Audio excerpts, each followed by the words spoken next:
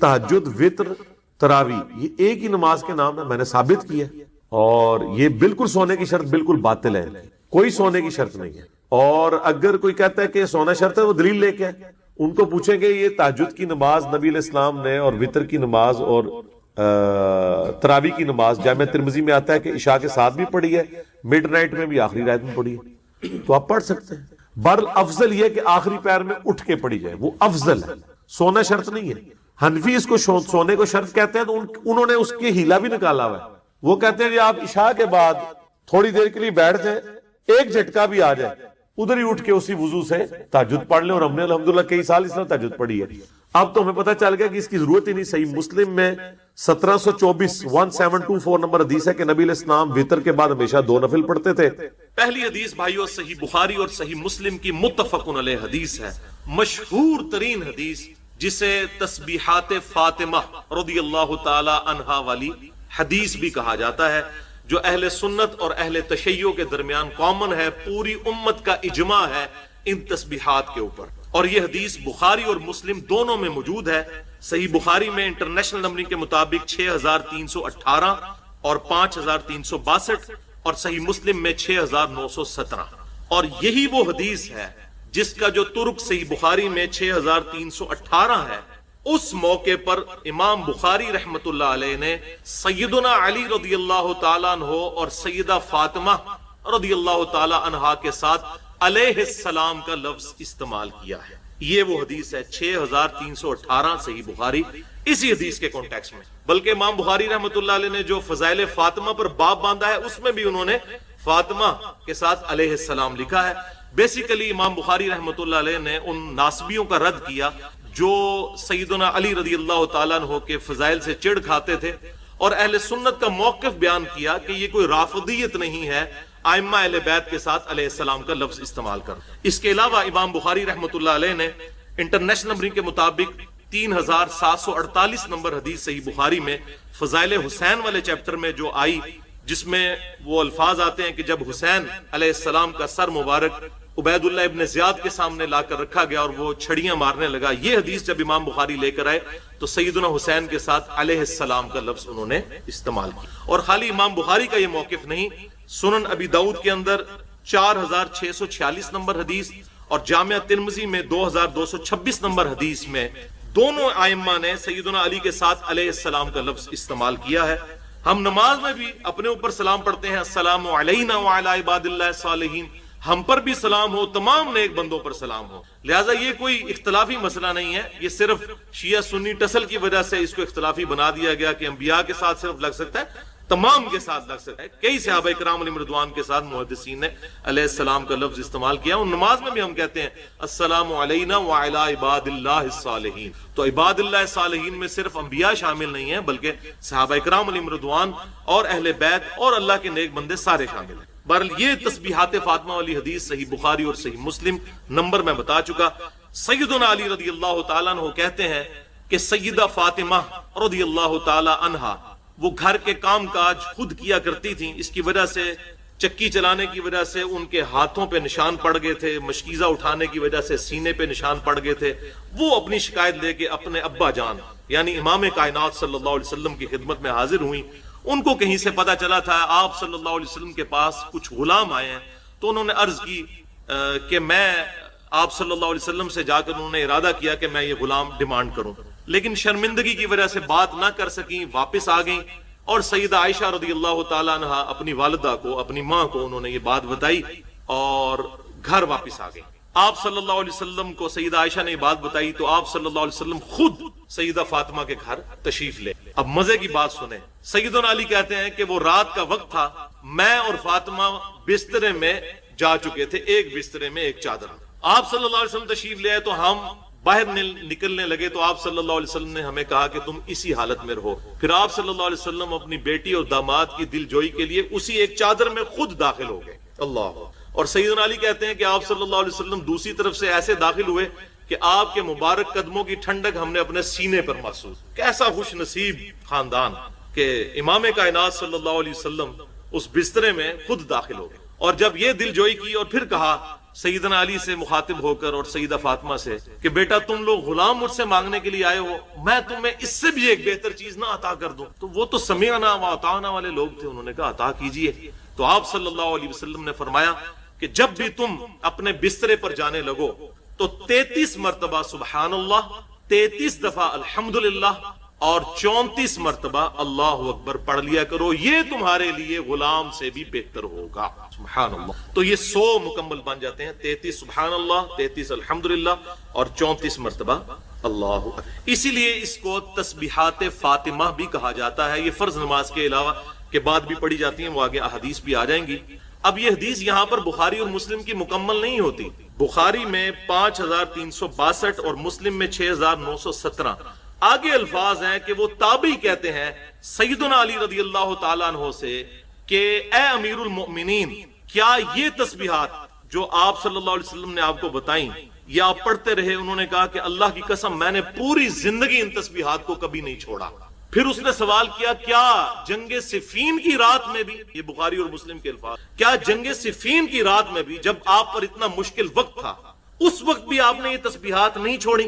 تو انہوں نے کہا اللہ کی قسم صفین کی راتوں میں بھی میں یہ تسبیحات پڑھا کرتا۔ حالانکہ وہ سیدنا علی پر ایک مشکل وقت تھا، خلافت راشدہ کا نظام، خصوصاً شیخین سیدنا ابو بکر و عمر رضی اللہ تعالی عنہما کے طرز خلافت کو بچانے کا ایک آخری موقع تھا جو سیدنا علی رضی اللہ تعالیٰ عنہ نے کوشش کی، لیکن وہ تاریخ کا ایک دردناک باب ہے، آج اس کو ڈسکس کرنے کی حاجت نہیں۔ البتہ چونکہ یہ الفاظ بخاری مسلم میں موجود تھے، اس تابعی نے پوچھا کہ صفین کی راتوں میں بھی آپ نے یہ تسبیحات پڑھی؟ انہوں نے کہا ہاں، ان راتوں میں بھی میں نے ان تسبیحات کو نہیں چھوڑا۔ واقعی جو آپ صلی اللہ علیہ وسلم نے خود ان کے بسترے میں تشریف لے جا کر ان کو تعلیم فرمائی ہو تو استقامت تو خود بخود نصیب ہو جاتی ہے، الحمدللہ۔ دوسری حدیث بھی صحیح بخاری اور مسلم کی متفق علیہ حدیث ہے، بخاری میں 843، مسلم میں 1347۔ کچھ غریب صحابہ آپ صلی اللہ علیہ وسلم کی خدمت میں حاضر ہوئے اور عرض کیا اے اللہ کے رسول صلی اللہ علیہ وسلم، جہاں تک نماز اور روزوں کا تعلق ہے تو جو امیر صحابہ ہیں اور ہم برابر برابر چلتے ہیں، لیکن جہاں پر اللہ کی راہ میں خرچ کرنے کی باری آتی ہے تو امیر صحابہ ہم سے سبقت لے جاتے ہیں، ہم اللہ کی راہ میں اتنا صدقہ خیرات کر نہیں سکتے، تو ہم کیا کریں؟ اب دیکھیں وہ شکایت بھی کیا لے کے گئے ہیں، ٹینشن کس چیز کی ہے؟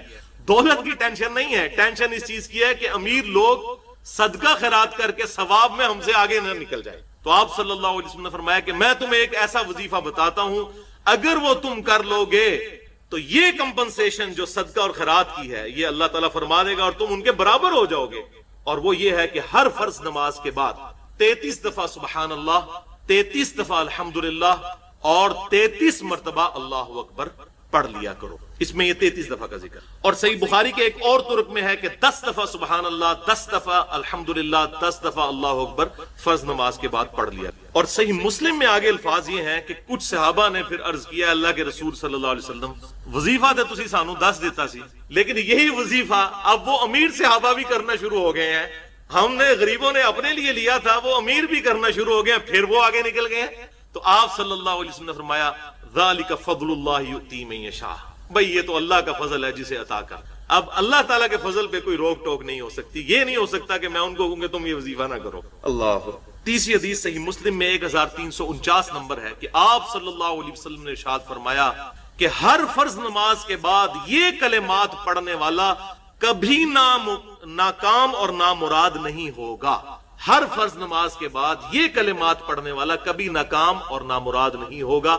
33 دفعہ سبحان اللہ، 33 دفعہ الحمدللہ اور 34 مرتبہ اللہ اکبر۔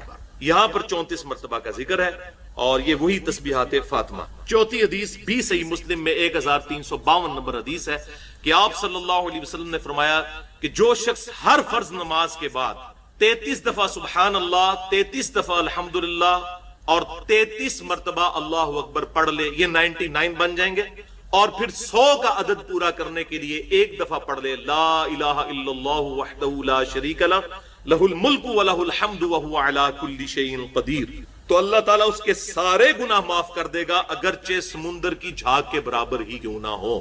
لیکن یہ صغیرہ گناہ ہے، کیونکہ صحیح مسلم میں واضح حدیث موجود ہے، آپ صلی اللہ علیہ وسلم نے ارشاد فرمایا کہ اگر کبیرہ گناہوں سے بچا جائے تو ایک فرض نماز سے دوسری فرض نماز، ایک جمعے سے دوسرا جمعہ، ایک رمضان سے دوسرا رمضان، درمیان کے تمام گناہوں کا کفارہ بن جاتا ہے اگر کبیرہ گناہوں سے بچا جائے۔ تو فرض نماز چھوڑنا بھی کبیرہ گناہ ہے۔ یہ نہیں ہے کہ ایک بندے نے ایک جمعہ پڑھ لیا کہ جی اگلا جمعہ مسلم کی حدیث کے تحت پڑھ لیا پچھلے سارے گناہ معاف ہو گئے، نہیں، اگر کبیرہ سے بچا جائے۔ تو یہ جتنے فضائل آئے ہیں یہ صغیرہ کے لیے ہے، لیکن صلاۃ و تسبیح ایک واحد ایسا وظیفہ ہے جس میں کبیرہ گناہ بھی معاف ہو، وہ آگے انشاءاللہ آ جائے گا۔ اسی لیے میں نے کہا یہ بڑی اسٹانشنگ نماز ہے۔ تو 100 کا عدد پورا کرنے کے لیے لا الہ الا اللہ وحدہ لا شریک لہ، اور دوسرے مسلم کے ترک میں ہم سن چکے کہ 34 دفعہ اللہ اکبر پڑھنا ہے، اس سے بھی 100 پورا ہو جائے گا۔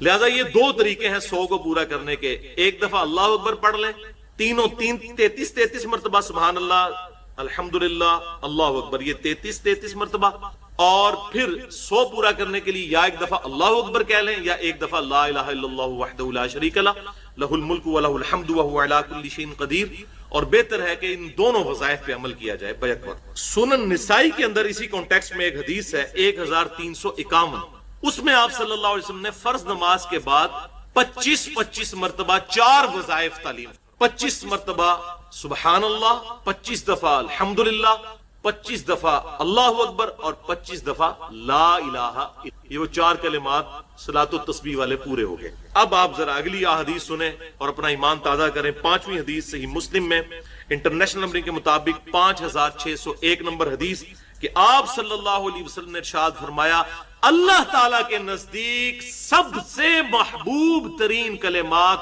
4 ہیں، سبحان اللہ والحمد للہ ولا الہ الا اللہ واللہ اکبر۔ یہ صحیح مسلم کی ہے۔ چھٹی حدیث بھی صحیح مسلم کی ہے 6847 کہ آپ صلی اللہ علیہ وسلم نے ارشاد فرمایا کہ یہ 4 کلمات پڑھنا مجھے ہر اس چیز کے مل جانے سے محبوب ہے جس پہ سورج طلوع ہوتا ہے، یعنی دنیا اور دنیا کے اندر جو کچھ ہے یہ مجھے مل جائے، اس سے بڑھ کر مجھے محبوب ہے کہ میں ایک دفعہ یہ 4 کلمات پڑھ لوں، سبحان اللہ والحمد للہ ولا الہ الا اللہ واللہ اکبر۔ اور 7ویں حدیث جامعہ ترمذی میں 3383 اور سنن ابن ماجہ میں 3800 نمبر حدیث کہ آپ صلی اللہ علیہ وسلم نے ارشاد فرمایا، یہ مشہور حدیث ہے، سب سے افضل ذکر ہے لا الہ الا اللہ، اور سب سے افضل بہترین دعا ہے الحمدللہ۔ اور اسی کانٹیکس میں جامعہ ترمذی میں ایک اور حدیث ہے 3517 اور 3519 کہ آپ صلی اللہ علیہ وسلم نے ارشاد فرمایا کہ سبحان اللہ آدھے میزان کو بھر دیتا ہے، اور الحمدللہ اس کو پورا میزان کو بھر دیتا ہے، اور اللہ اکبر زمین و آسمان کے درمیان جتنا فاصلہ ہے اس سب کو ثواب سے بھر اللہ۔ اور 8ویں حدیث آخری حدیث اس کانٹیکسٹ میں موسٹ اسٹانشنگ حدیث ہے وظائف کے حوالے سے۔ یہی وجہ ہے کہ یہ سارے وظائف اور خصوصاً یہ 8ویں حدیث میں نے اپنے اذکار والا کارڈ جو ہے صبح و شام کا بلو کارڈ جو ہماری ویب سائٹ ahlsunnatpak.com پہ اس کا PDF بھی رکھا ہوا ہے، اس میں میں نے یہ وظیفہ ڈالا ہے اور بھائیوں کو کہتا ہوں کہ یہ وظیفہ کیا کریں۔ کمال حدیث، یہ حدیث جامعہ ترمذی میں انٹرنیشنل نمبر کے مطابق 3471 نمبر حدیث ہے، 3471 3471، لیکن اس کا یہ طرق ترمذی میں ضعیف ہے، اس میں ضحاک بن حمزہ راوی ضعیف ہے، لیکن اسی سے ملتی جلتی ایک حدیث صحیح سند کے ساتھ سنن نسائی الکبریٰ میں انٹرنیشنل نمبر کے مطابق 10680 نمبر حدیث ہے کہ سیدنا علی رضی اللہ تعالیٰ عنہ کی بڑی بہن جو تھی سیدہ ام ہانی بنت ابی طالب رضی اللہ تعالیٰ عنہا، یہ ایک بوڑھی خاتون تھی اور آپ صلی اللہ علیہ وسلم اکثر ان کے پاس جایا کرتے تھے، آپ کی بڑی بہنوں کی طرح تھی، بہت بوڑھی خاتون تھی، بوڑھیاں تھی۔ ایک دفعہ آپ صلی اللہ علیہ وسلم وہاں گئے تو انہوں نے کہا یا رسول اللہ صلی اللہ علیہ وسلم میں اتنی بوڑھی ہو چکی ہوں، مجھے کوئی ایسا وظیفہ بتا دیں کہ میں بیٹھے بیٹھے اسے پڑھ لوں اور مجھے بہت زیادہ ثواب ملے۔ تو آپ صلی اللہ علیہ وسلم نے اس موقع پہ یہ وظیفہ بتایا، کمال وظیفہ ہے، حیران ہو جائیں گے آپ اس کی فضیلت سن کے کہ یہ اتنی زیادہ فضائل، میرے خیال ہے یہ 5 یا 7 منٹ کی تسبیحات ہیں، لیکن آپ ذرا اس کے فضائل سنیں، حیران ہو جائیں گے۔ سنن نسائی الکبریٰ انٹرنیشنل نمبر کے مطابق 10680 نمبر حدیث، آپ صلی اللہ علیہ وسلم نے فرمایا کہ تم دن بھر میں 100 مرتبہ سبحان اللہ پڑھ لیا کرو۔ اب مجھے بتائیں دن بھر میں سبحان اللہ 100 دفعہ پڑھنے کے لیے کیا 1.5-2 منٹ چاہیے، لیکن شیطان کرنے نہیں دے گا۔ بخاری اور مسلم کی متفقن علیہ حدیث ہے، آپ صلی اللہ علیہ وسلم نے فرمایا اللہ تعالیٰ کو سب سے بڑھ کر محبوب عمل یہ ہے کہ وہ استقامت کے ساتھ روزانہ کیا جائے اگرچہ وہ تھوڑی مقدار میں ہو. شیطان استقامت نہیں کرنے دیتا. استقامت میں قیامت ہے, اسی میں کرامت ہے. قیامت چھپی ہے اس میں. 100 مرتبہ سبحان اللہ روزانہ پڑھ لیا کرو.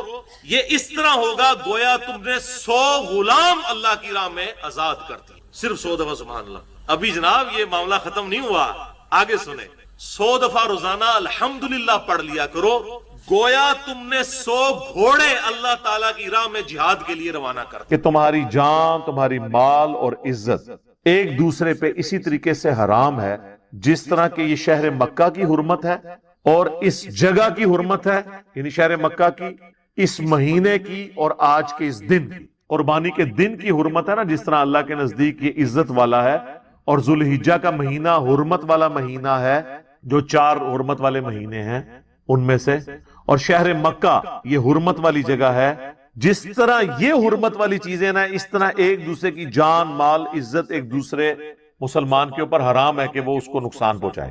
اور یہ نبی اسلام نے کمپیریزن اس لیے کرایا کہ کعبے کی توہین کو تو لوگ گناہ سمجھیں گے لیکن کسی دوسرے کے ساتھ زیادتی کرنے کو گناہ نہیں سمجھیں گے. تو نبی اسلام نے وہ جو ایک کہتے ہیں نا پرورٹڈ قسم کی مذہبی نیچر ہوتی ہے نا, کہ صرف دین کے ظواہر کو لینا اور اخلاقیات کو چھوڑ دینا, اس کو آپ نے کنڈیم کیا کہ جس طرح تمہارے نزدیک یہ چیز بہت بڑا گناہ ہے کہ کعبے کی بے حرمتی کرو یا حرمت والے مہینے میں لڑائی کرو جو اللہ نے حرام کی ہوئی ہے, اور اس مقدس جگہ کی حرمت کو پامال کرو, یا آج کے اس عید کے دن جو 10 ذوالحجہ کا دن ہے, یوم النحر, قربانی کا دن, اس کی توہین کرو, تو اللہ کے نزدیک تو اسی طریقے سے دوسرے کی جان, مال, عزت اور آبرو والا معاملہ ہے. احترام جان اور احترام مال کس نے سکھایا؟ نبی صلی اللہ علیہ وآلہ وسلم. احترام جان اور احترام مال نہیں ہوگا, معاشرہ قائم نہیں رہے گا. اسی کو سپورٹو وہ مولا علی کا قول ہے جو تواتر کے ساتھ امت نے نقل کیا, کہ وہ کہتے ہیں کہ کوئی بھی معاشرہ بغیر مذہب اور دین کے تو چل سکتا ہے لیکن بغیر انصاف کے نہیں چلتا. انصاف کیا ہے؟ کہ میری جان اور مال کسی دوسرے انسان سے محفوظ رہے, اور اگر میرے ساتھ کوئی زیادتی کرتا ہے تو جوڈیشری مجھے میرا حق دلائے انصاف کے ساتھ. جو ہمارے حکمران صرف باتیں کرتے ہیں جی عدالتیں آزاد ہوں, حالانکہ عدالتوں کو انہوں نے اپنا غلام بنایا ہوا ہے. ہاں, اگر کوئی دلیر قسم کا کوئی جج آ جائے تو پھر انہی سیاسی لیڈروں کو فکر پڑ جاتی ہے اور کہتے ہیں اس کو نوکری سے نکال دو, اس کے خلاف پراپوگنڈا چلاؤ, اس کو, جیسے وہ مولوی گستاخ رسول ڈکلیئر کرتے ہیں نا, تو ہمارے جو پولیٹیشنز ہیں یا ہمارے اداروں کے لوگ وہ دلیر لوگوں کو نا جو ہے نا یہود و نصارہ کا, انڈیا کا ایجنٹ ڈکلیئر کرتے ہیں. گالی وہی ہے, ذرا شکل دوسری ہے اس کی. مولویوں کے پاس گالی یہ تو نہیں ہوگی کہ انڈیا کا ایجنٹ ہے, وہ تو یہ کہیں گے کہ یہ یہود و نصارہ کا ایجنٹ ہے, قادیانیوں کا ایجنٹ ہے, گستاخ رسول ہے, یہ اس قسم کے الفاظ بولیں گے. لیکن ہماری سیاسی جماعتیں اور جو اختلاف رکھنے والے ادارے ہیں وہ دوسروں پہ ظاہر ہے یہ الزام تو نہیں لگائیں گے, وہ الزام یہ لگائیں گے کہ اس کی محب الوطنی کے اوپر ہمیں شک ہے, اس کے دشمنوں کے ساتھ روابط ہیں. تو جوڈیشری جس معاشرے میں آزاد نہیں ہوگی, یہ آج ہم یورپ اور امریکہ کی تعریفیں کرتے ہیں, حالانکہ وہاں پر کتنی بے دینیت ہے. صرف ایک چیز ہے وہاں پہ, انصاف. یہ بات کرنا آسان ہے نا, ہمارے ملک میں تو آپ دوسرے فرقے کے بندے کو اجازت نہیں دیتے کہ وہ ترقی کر جائے. یورپ اور امریکہ کے اندر انہوں نے نہیں یہ دیکھنا کہ یہ سب کانٹیننٹ کا رہنے والا ہے, یہ چائنا کا رہنے والا ہے یا ہمارا شہری ہے, جو پرفارم کرے گا اوپر جائے. کتنے ہمارے سب کانٹیننٹ کے لوگ بلینر وہاں ہوئے ہیں اور کوئی ان سے ان کی دولت ہتھیا نہیں سکتا, اغوا برائے تاوان نہیں کر سکتا. آپ ذرا امیجن کریں, ادھر یہاں حوصلہ ہے کسی میں؟ یہاں تو کئی ٹی وی چینلز والے ہیں, جب وہ ان کی مرضی کا کام نہیں کرتے تو ان کو فون کر کے کہتے ہیں جناب باز آ جاؤ نہیں تو انہوں قادیانی ڈکلیئر کرنے لگے ہیں. 2-4 ویڈیو چڑھانی ہے نا, وہ اپنے آپ پروگرام ہی ڈیلیٹ کر دے گا.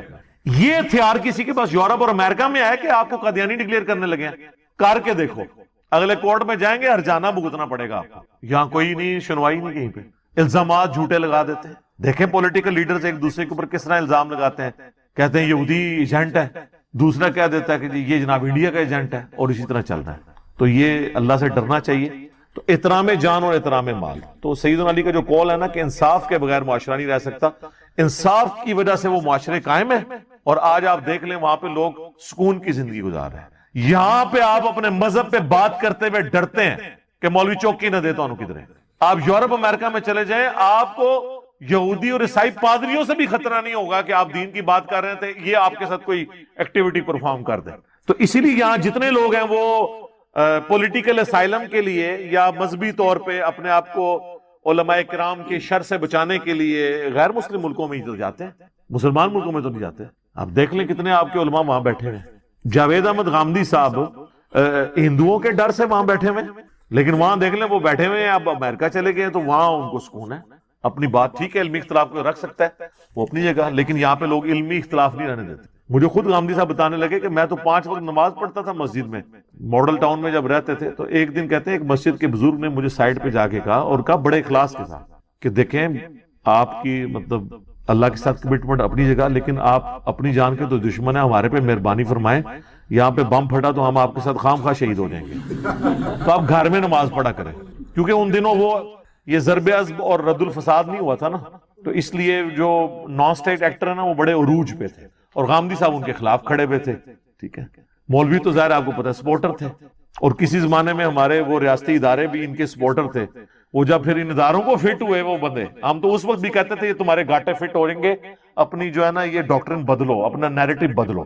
اب شکر ہے کہ ان کو سمجھ آئی، لیکن بہت بعد میں سمجھ آئی جب ہمارے کتنے فوجی جوان شہید ہوئے، آج تک کتنے لوگ شہید ہو رہے ہیں، اب جا کے یہ سکون ہوا ہے کافی حد تک. تو وہ غامدی صاحب کہتے ہیں مجھے وہ کہنے لگے بڑے اخلاص کے ساتھ کہ بھی آپ گھر ہی نماز پڑھا کر. تو کہتے ہیں اس دن میں نے پھر فرسٹ ٹائم یہ سوچا کہ میں نے کبھی سوچا بھی نہیں تھا میں نے ملک چھوڑ کے جانا. تو یہاں تو لوگ کہہ دیتے ہیں ملک چھوڑ کے کیوں چلے گئے. جناب آپ کی تو جرت نہیں ہے کہ آپ ایک عالم دین ممبر پہ جھوٹ بول رہا ہو، یہ غلط حدیثیں بیان کر رہا ہو جو حدیثیں ہوئی نا، اور جھوٹے واقعات بیان کر رہا ہو. آپ جمعے کے خطبے کے بعد اس سے سوال بھی نہیں پوچھ سکتے. اپنی تو آپ کی جرت یہ ہے، اور لوگوں کو مشورے دیتے ہیں جی چوک کے رکھو کام. وہ مولوی جو آپ کو حضرت عمر رضی اللہ تعالیٰ عنہ کا یہ واقعہ سناتا ہے نا کہ انہوں نے کرتا سلوا لیا تھا، تو ان کے سلمان فارسی کھڑے ہوئے اور کہا کہ ہم تیرا خطبہ نہیں سنیں گے جب تک یہ پتہ نہ چلے تو انہیں کپڑے کیسے سلوائے ہیں، کیونکہ مال غنیمت سے ہر شخص کو ایک چادر ملی تھی، تو ایک چادر میں تو تیرا لباس نہیں بنتا، یہ تو نے کیسے سلوایا. تو انہوں نے کہا کہ میرا بیٹا جواب دے گا. انہوں نے اپنی چادر اپنے باپ کو گفٹ کی، ان 2 چادروں سے ان کا لباس بنا. تو انہوں نے کہا ہاں اب تم بیان کرو، ہم سنیں گے بھی، تم حکم دو، ہم اطاعت بھی قبول کریں گے. یہ واقعہ جو مولوی بیان کر رہا ہوتا ہے نا، ممبر سے اترنے نہیں آپ نے اس کو دینا، کیونکہ حضرت عمر کو بھی ممبر پہ ہی پوچھا تھا. وہیں آپ کھڑے ہو کے پوچھے کہ حضرت صاحب آپ 4 سال پہلے ایک سائیکل پہ آئے تھے، آج آپ نے ڈرائیور بھی اور ہونڈا سیوک رکھی ہوئی ہے، یہ کہاں سے آئی ہے؟ آپ کی تنخواہ تو 25,000 ہے، 25,000 کا تو پیٹرول نہیں اس میں پورا ہوتا. تو یہ اللہ کی اتنی مہربانی آپ پہ کیسے ہوئی ہے؟ حضرت عمر کی سنت پہ عمل کرتے ہوئے ذرا بتائیں. تو 3-4 دہشت گرد قسم کے اس کے چیلے وہاں کھڑے ہوں گے، وہ کہیں گے کہ آپ کو مفتی صاحب سے بات کرنے کی تمیز نہیں ہے. ایک صحیح جملہ انہوں نے، یا کہیں گے آپ ذرا کمرے میں تشریف لیں. کمرے چ نہیں جانا، ہاں کمرے چ گئے تو ہوتا جنت ہی پہنچا دیں تو. ہاں جی کمرے چ نہیں جانا. انہوں نے کو تقریر باہر کی تھی جی، جواب بھی باہر دو، کمرے چ نہیں جواب دینا. تقریراں کر دیو باہر ممبر ہوتے تو جواب لینا سے کہا دیو کمرے جاؤ تھوڑا اکرام مسلم کریے.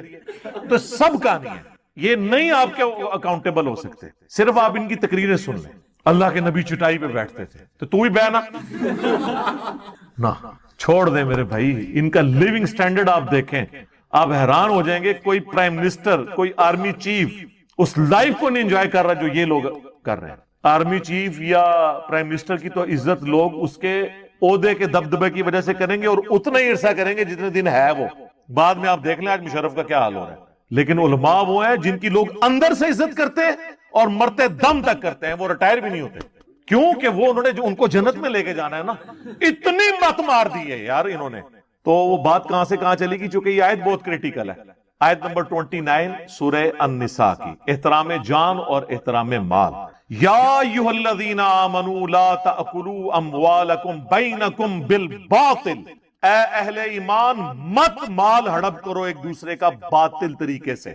الا ان تکونوا تجارتا عن تراض منکم، ہاں تم مل جل کر کوئی پارٹنرشپ کر کے تجارت کے ذریعے کوئی مال کماتے ہو کہ آدھا وہ پارٹنر ہے آدھا آپ ہے اور کمائی ہوتی ہے، یا ایک سلیپنگ پارٹنر ہے، محنت دوسرے کی ہے، سرمایہ اس کا تھا تو اب اس کی جو انکم ہے ظاہر ہے اگرچہ آپ کا سرمایہ نہیں تھا لیکن محنت تو آپ کی ہے نا، تو اب اس کے مال سے جو کمائی ہے وہ تو آپ کھا سکتے ہیں، وہ کاروبار ہے مداربہ یا مشارکہ کی شکل میں.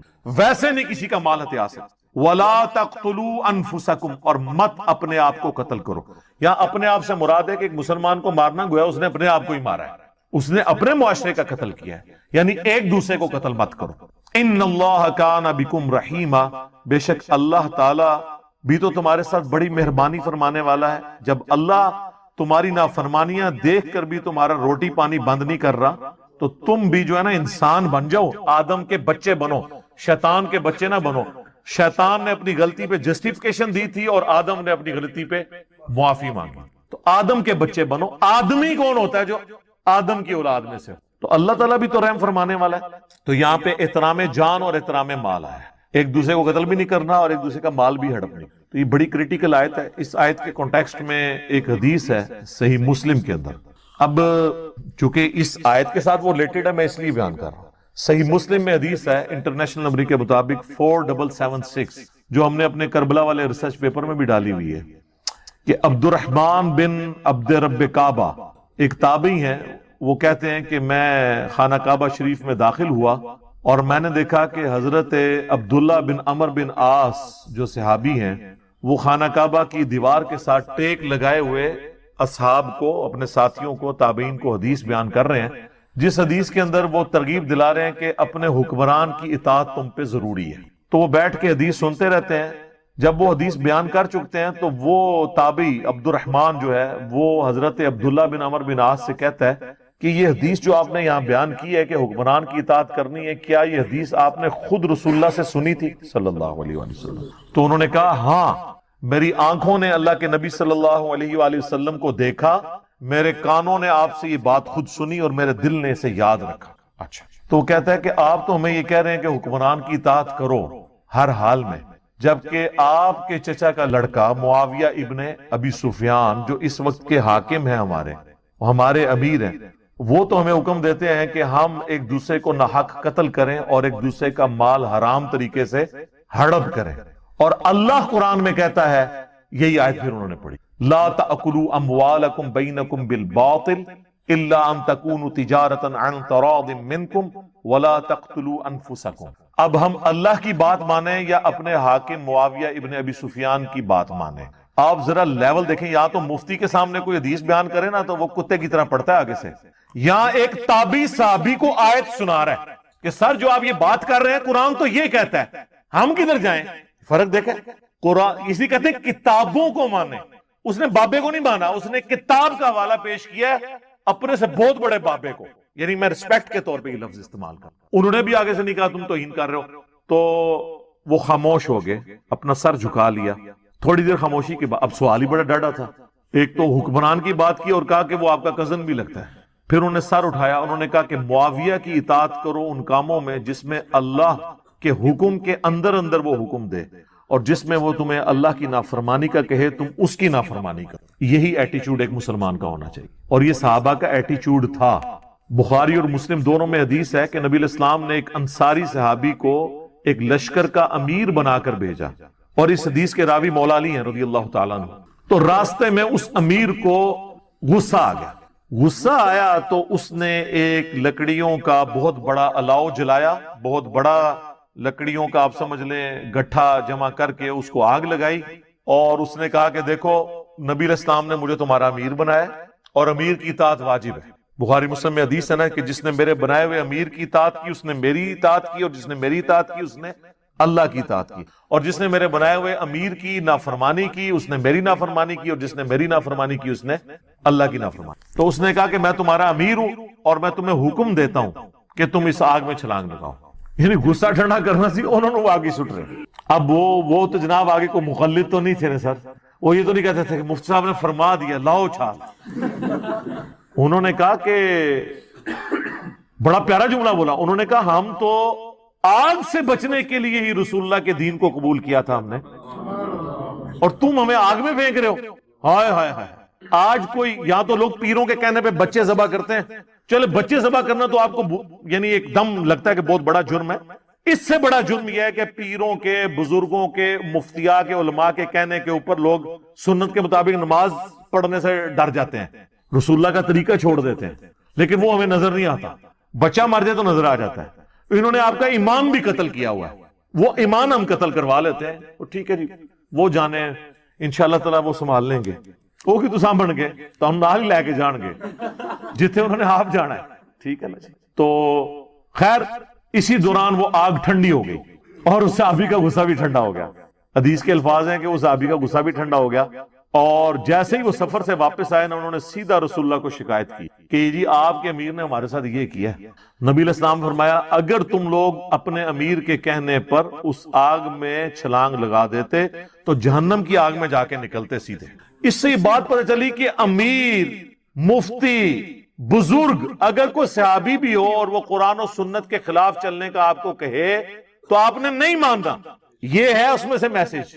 آپ نے اس کو یہی کہنا ہے کہ کتاب و سنت کو میں نے فالو کرنا۔ اور اس حدیث کے آخر میں الفاظ ہیں، نبی علیہ السلام نے فرمایا کہ اللہ کی اطاعت کے اندر ہی کسی کی اطاعت کی جا سکتی ہے، اللہ کی نافرمانی